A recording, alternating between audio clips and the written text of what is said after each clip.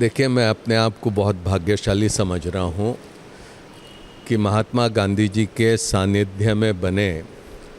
राष्ट्रीय शाला में मुझे आने का यहाँ पर मौका मिला और जो संस्था उन्होंने यहाँ पर बनाई, जिसके ज़रिए संगीत शिक्षा का प्रचार प्रसार ये पूरे क्षेत्र में हो रहा है, अब मैं अपने आप को बहुत भाग्यशाली समझता हूँ। गांधी जी की विचारधारा तो एक ऐसी विचारधारा रही है जो आज भी प्रासंगिक है, कल भी प्रासंगिक रहेंगी। मानव कल्याण के लिए, मानव विकास के लिए गांधी जी के रास्ते के अलावा और कोई दूसरा विकल्प नहीं रह सकता। जो गांधी जी को मानता है वो शांति में मानता है, जो गांधी जी को मानता है वो प्रेम में आस्था रखता है, जो गांधी जी में मानता है वो समता में विश्वास रखता है, करुणा में विश्वास रखता है। जो अशांति फैलाते हैं, जो हिंसा फैलाते हैं, जो द्वेष फैलाते हैं, जो नफ़रत फैलाते हैं, बोली में तो बोल सकते हैं कि हम समर्पित हैं गांधी जी की विचारधारा के प्रति,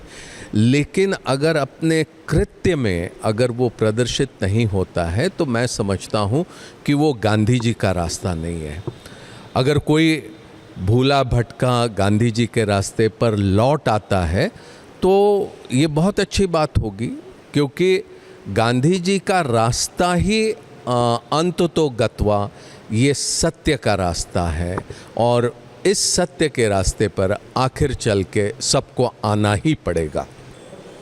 कांग्रेस पार्टी ने हाल ही में संगठन सृजन अभियान शुरू किया। पहला इसकी शुरुआत गुजरात से ही हुई है। नए अध्यक्ष बने,